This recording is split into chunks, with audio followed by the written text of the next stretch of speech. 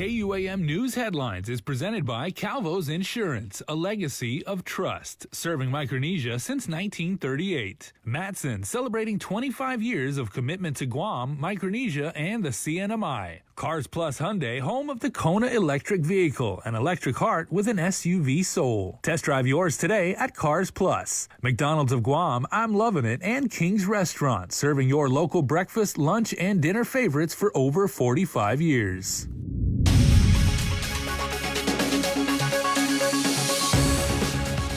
Ahead on Prime Time, it's a new treatment aimed at preventing severe illness for high-risk COVID-positive cases. Daniel Perez has the story. Plus, Nestor Lacanto chats with the new chairman of the Governor's Physicians Advisory Group. And Isaiah Uggan gets an update on the Guam Department of Education's online classes. Hafa and good evening, everyone. The contractor for the Mangilaw Solar Farm project is facing a multi-million-dollar fine for environmental damage to the Marble Cave area. Tyler Matanani has more from the Guam Contractors Licensing Board. Environmental controls made up about 75% of one of Samsung E&C America Inc.'s largest permits, valued at over $51 million. The Guam Contractors Licensing Board held a special meeting to discuss the amount of fines that would be imposed on Samsung due to environmental damages to the Sessagen area caused by their failure to implement their approved sediment and erosion control plans in a large-scale solar farm project. CLB Executive Director Buddy Orsini. Based on our laws and our rules, on that particular amount, not less than $200, not more than 50% of the contract amount. That $51 million, I'm going to go with $25,539,000. The fine amount is only based on Samsung's violation of failing to implement the ponding basins. The actual project is valued at over $200 million. They admitted that they failed. There were measures there as a licensed contractor. They should have known better. As big as a contractor they are, they should have known better. Samsung has 15 days to attest to the fine. Reporting for Guam's News Network, I'm Tyler Matanani. A new treatment method to combat COVID has been introduced by Public Health and the Guam National Guard. This as the numbers continue to surge. Daniel Perez has more.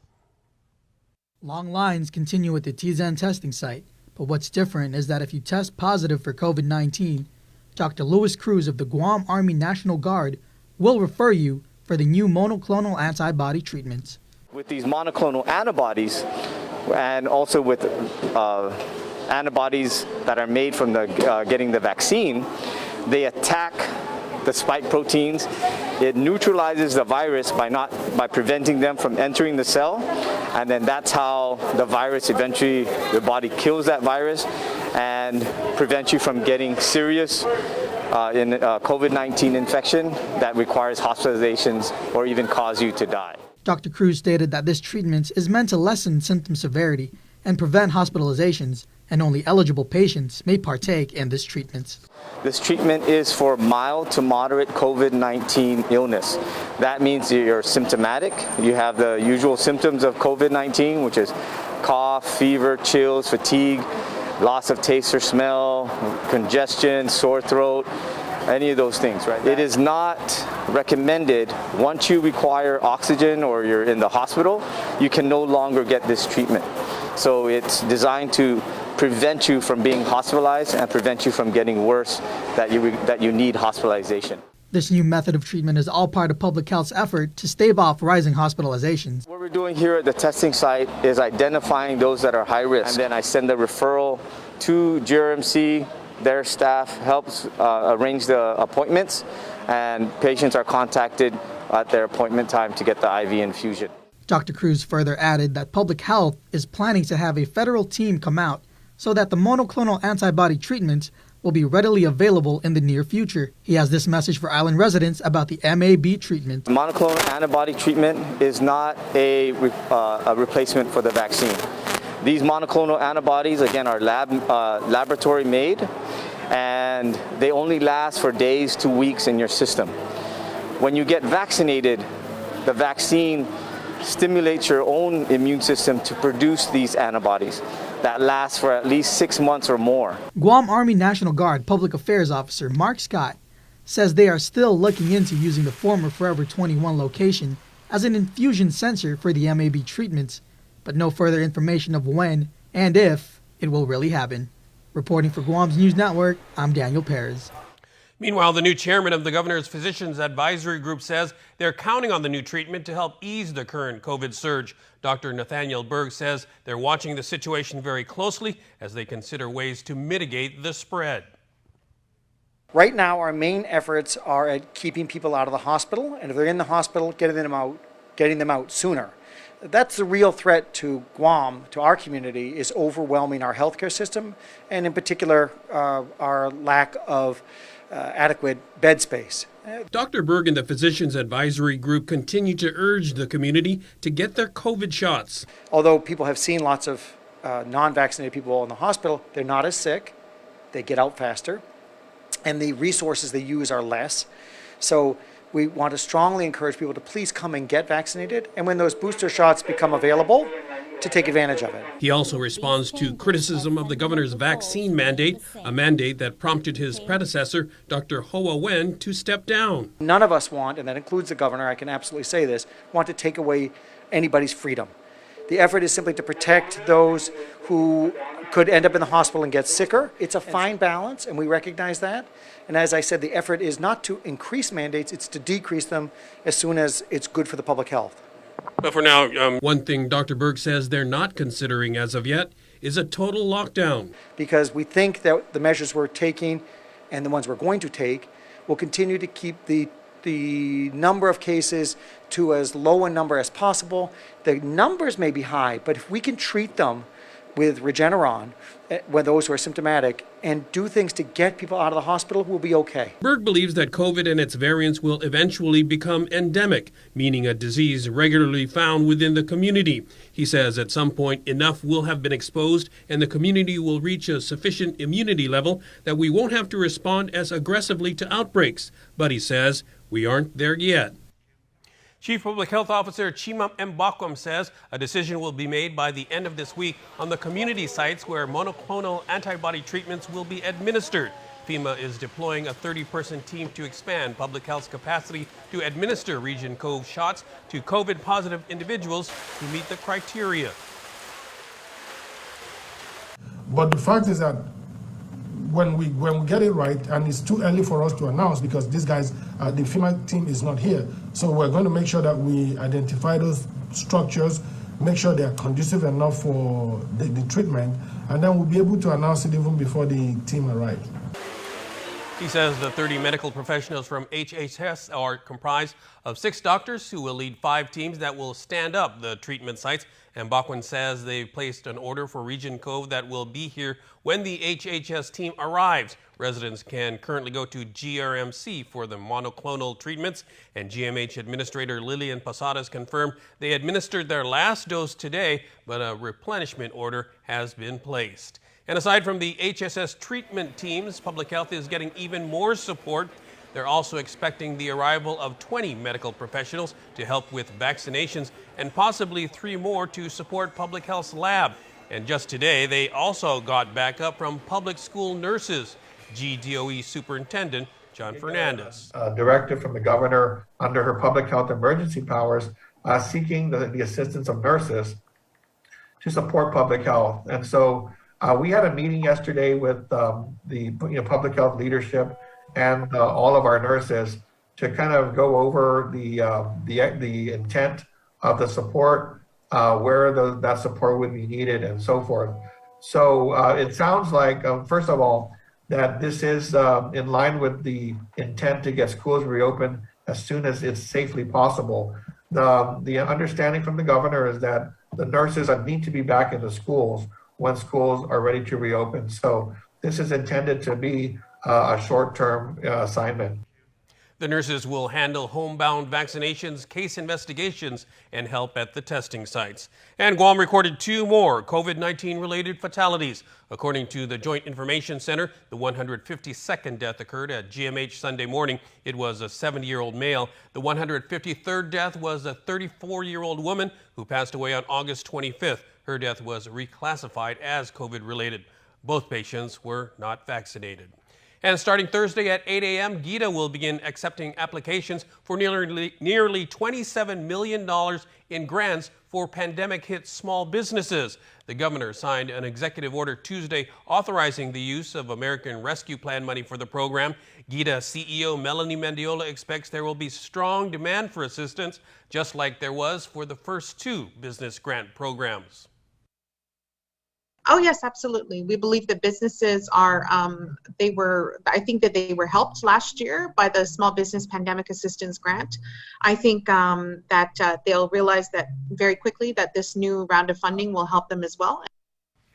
Last year, 2,352 grants were awarded. Some 1,300 businesses with revenue under $500,000 a year received grants averaging $1,800. 895 businesses with revenue of $500,000 to $1.5 million also signed up. The average award was $8,600, and there were 151 businesses with revenues of more than $1.5 million. Their average grant was $45,000. So, just as an example, if you earned on average $20,000 a month, so that's a little less than $1,000 a day. Let's say you had a small store, $20,000, a $20,000 average would give you a grant check of approximately $6,250 or so. Applications were available starting this afternoon at the GITA website, investguam.com. Businesses are encouraged to apply online. In other news, GDOE is working to resolve internet connectivity issues and laptop distributions to make the switch from in-person instruction to online much smoother. KUAM's Isaiah Uggan reports. The Guam Department of Education gave an update during a media meeting held via Zoom on how the first 2 days of online classes have been for some 28,000 GDOE students, faculty, and staff, saying that all issues that occurred were expected. According to GDOE Deputy Superintendent of Curriculum and Instruction Joe Sanchez, some of the issues the department faced in the last 2 days were internet connectivity, forcing some of the teachers to educate their students from home. Some schools were also fielding calls from parents yesterday, which was the first day of online classes for all GDOE students. The schools gave the basic information parents can expect for their children attending classes virtually from home. Some parents also requested laptops yesterday, and most schools are entertaining that and reviewing applications. Distributions are ongoing at all 41 GDOE schools. Sanchez noted that not many students availed of the services of the Community Learning Centers or CLCs due to transportation issues and misconstrued information. When they were calling here, they're saying, I want to go to the CLC, but it's too far. My school's too far. So, where do you live? And they said, in this particular one, they said Barragata. And the student was a middle school student. Would say, then you can just go to Carbolito. You're just down the street from Carbolito. So, but my child's not a middle school student. I said, no, it applies to everybody, right? GDOE has reiterated that all MiFi devices from the Providing Access to Home or PATH program have been distributed. So the agency opened up the CLCs Tuesday to assist students without internet access at home. While middle and high school students can avail of the internet access at the CLCs alone, elementary students must have a parent or legal guardian present while utilizing the internet. Parents must register for access to the 30 CLC sites. There are 3 ways they can register for the program: online, call-in, or walk-in at their preferred school site. You can email Michelle Camacho at mmcamacho@gdoe.net or call 311, dial option 8 for more information. Meanwhile, GDOE Deputy Superintendent of Educational Support and Community Learning and Assessment and Accountability, Erica Cruz, stopped by a few schools in the Haza District. Cruz said that she will be stopping by the majority of the schools island-wide in the next 2 weeks to get a general idea of how students and parents are thinking about the remote model of learning. Despite the many challenges, Cruz shared that there were some highlights of the first 2 days of online learning. It's also nice to see that the teachers really are prepared for online instruction. They had a lot of visuals, able to give directions to our students. Students were responding. And so, it was pleasant to see a well-organized online learning that our Department of Education teachers, as well as our students and parents, were participating in. Reporting for Guam's News Network, Guahusi Isaiah Agan. More news right after this break.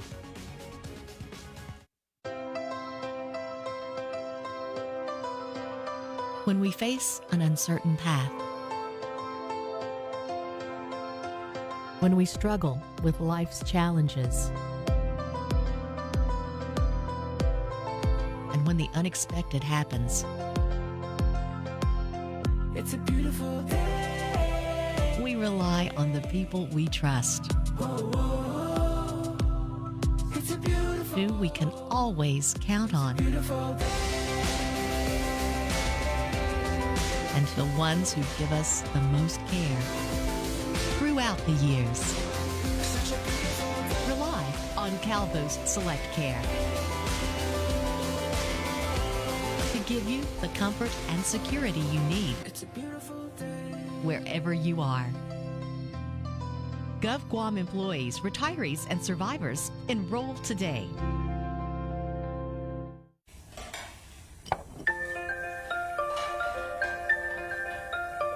Honey, do you want some milk? Do you ever wonder how your favorite products make their way into your local stores? Most arrive on state-of-the-art Matson vessels that transport containers of food, household items, equipment, and supplies into the islands every week.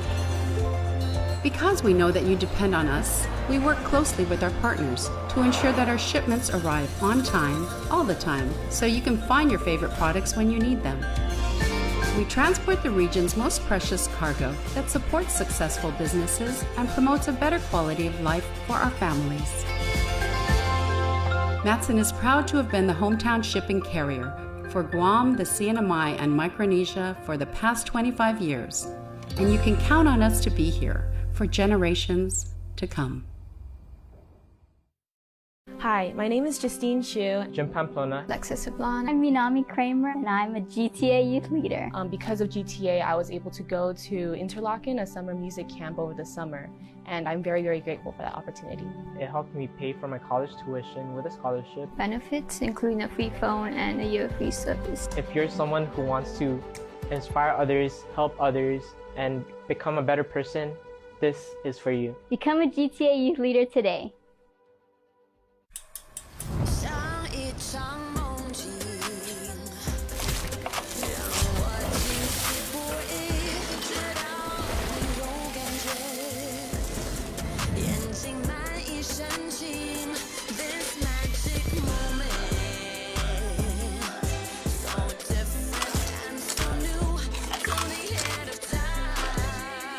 New crispy almond chicken breast for a limited time only at Panda Express.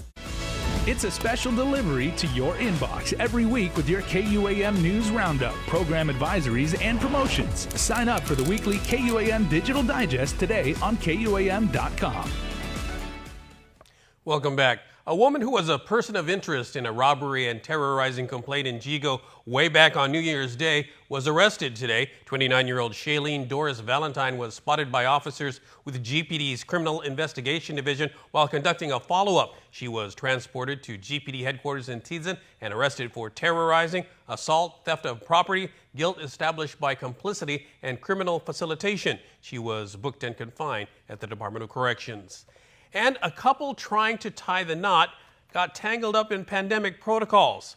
What happens when I do meets the do's and don'ts of the governor's executive order? Here's more.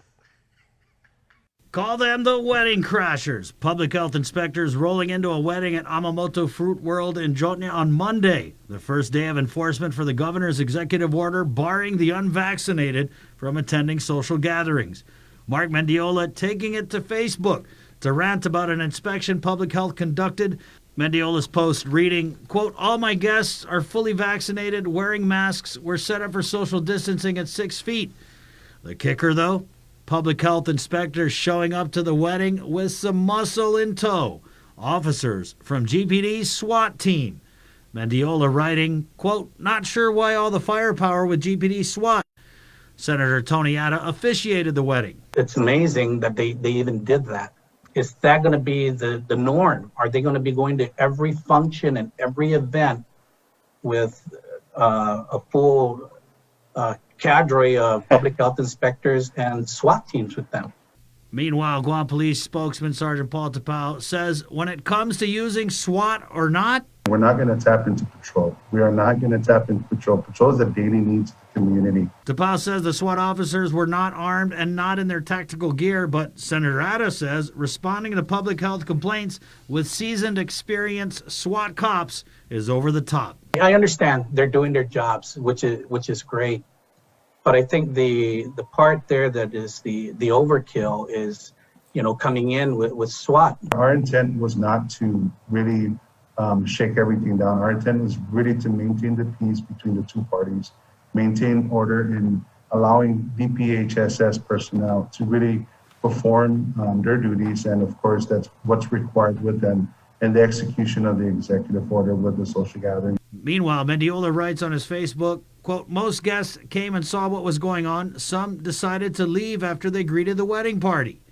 And while public health and SWAT came looking for violations, they couldn't put a fine on it, leaving the newlyweds to enjoy happily ever after a visit from some uninvited guests.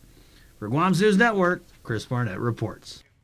A monument in honor of Gold Star families is planned for Skinner Plaza. The project to recognize the relatives of fallen service members will be paid for primarily by a foundation established by the oldest living recipient of the Medal of Honor.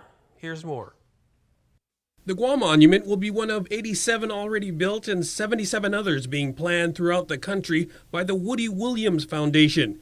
97-year-old Herschel Woody Williams is not only the oldest living Medal of Honor recipient, he is the last honoree from World War II. He was recognized for his heroism during the historic Battle of Iwo Jima. According to his website, he established his Gold Star Foundation because he found that, quote, consideration and recognition of the families of those lost in military service was very inadequate. Retired Army Major Tim Ono has been spearheading the local Gold Star Monument project. He reached out to the foundation and to Williams for help. Bless his heart, he's already said, I want to participate. He's going to be, we're going to try to Zoom him in virtually on the 24th of September. And I'm sure he'll be just tickled that we're finally able to make this happen. You guys can hear it right from him. He's an amazing, humble, patriotic individual, and we're honored that he's able to participate with it. Senator Joe San Augustine is fast-tracking a bill that will authorize the construction of the monument at Skinner Plaza. He met with the lieutenant governor about holding a site dedication ceremony later this month. Because we won't be able to get the bill on the floor by then, by the 24th. He's actually blessed and granted that we do a site dedication. Then once the bill passes, then we do a groundbreaking ceremony. A site was specifically chosen right next to the Purple Heart Monument at Skinner Plaza. Retired Army Sergeant Major Rick Cruz of the Guam chapter of the Military Order of the Purple Heart says it has their full support. It belongs right alongside the Purple Heart Monument. I don't see any other way that it could be placed anywhere. Being that with the monument, Purple Heart Monument, there's names already listed. And like Tim was saying also, and the senator, names down there have been imprinted in monument since veterans of World War II. Ono is grateful that the monument will finally be built. The saddest part I've had to hear from these Gold Star moms, which I had met in the past throughout this process, is two of them in particular have already passed. And one actually relayed to this Gold Star family that, at this point, I'm tired. I just want any kind of monument. But unfortunately, she's not here anymore. So this will maybe provide some kind of closure for some of those families who are related. A public hearing on Senator San Augustine's bill is scheduled for next Tuesday. Sports is next. Don't go away.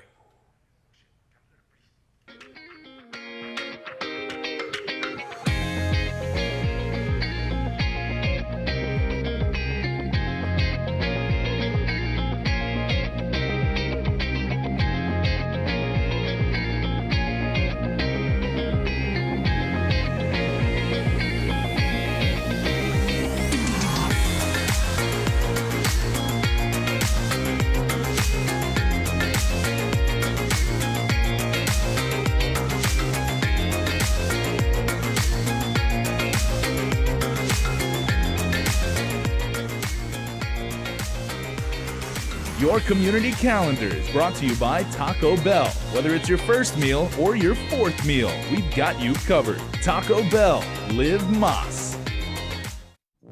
When making the new Kentucky Fried Chicken sandwich, people asked how I felt about burger places selling fried chicken. I'd say that's none of my business, just like making fried chicken is none of theirs. Get the new Kentucky Fried Chicken sandwich. It's finger-licking good. Do you feel like you're missing out on something? Make life more rewarding with Pacific Points.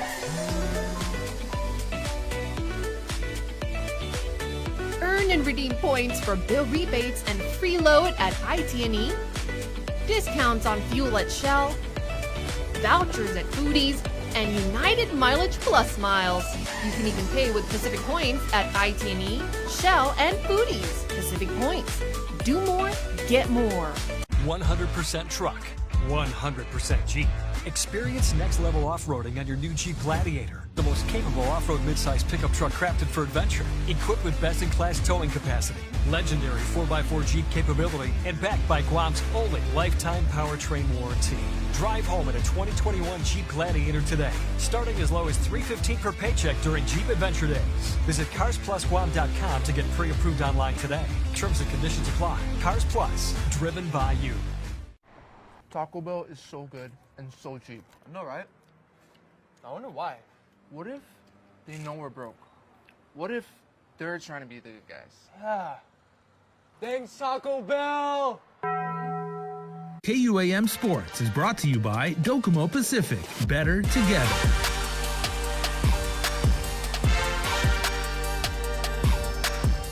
All right, on the show tonight, MMA fighter J.J. Ambrose scheduled to step back into action in Cage Warriors 130 on October 17th in San Diego.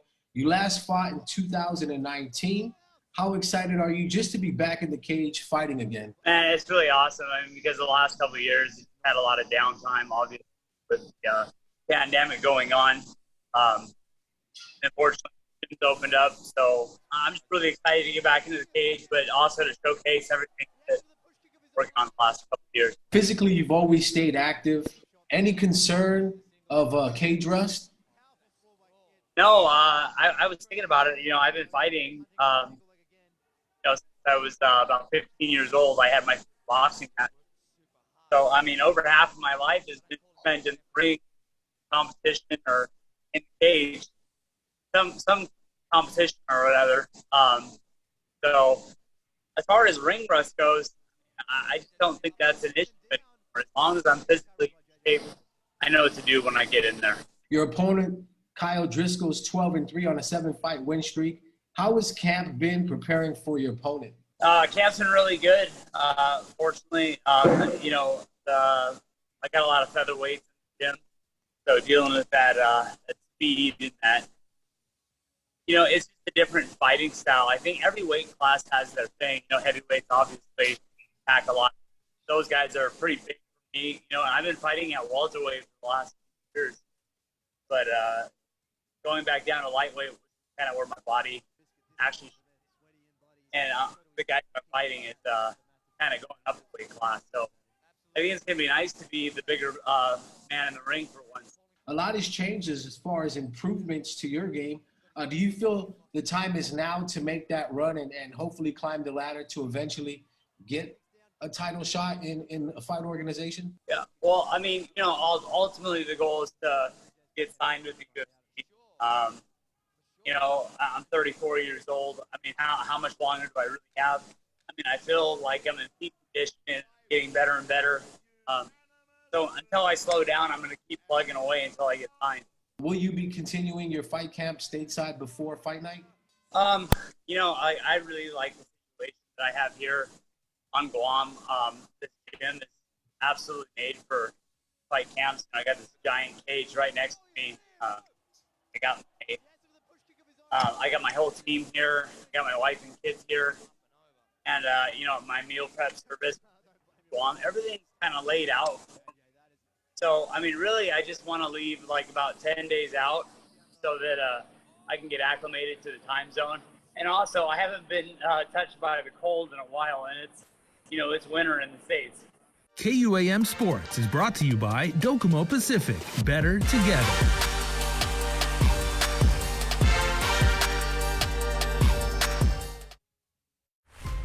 Building on the past, we at Docomo Pacific Business believe in helping businesses move forward and together, changing the way we get things done to make you and your company reach your highest potential. Trust in our commitment to bring you the best solutions for all your business goals. We are Docomo Pacific Business. Let's work better together. This is a bag. But for Steve, this bag gives him food cred. Because now everyone knows that when they have that craving, or they're just looking for the perfect deal, well, they just need to follow Steve. Follow him all the way to the new McTerry Deluxe at McDonald's. It's an all-beef patty smothered with teriyaki sauce topped with lettuce and tomato on a sesame seed bun. For a limited time, price and participation may vary. You can count on me. You can count on me for life. Chase a good life, creating those better days. Through each and every phase, keep your roots in the ground. Don't need a work break, keep the smile on your face. The moments you can't replace, and I'll be around. Whoa. You can count on me. You can count on me for life. Yeah. You can count on me. You can count on me for life. Whoa. Wherever life takes you, we're always here for you. Calvo's Insurance. Count on us for life. And before we go, here's our latest round of birthday shout-outs from the Cold Stone Creamery Birthday Club. Happy September 8th, everybody, and happy birthday! Extra special happy birthday!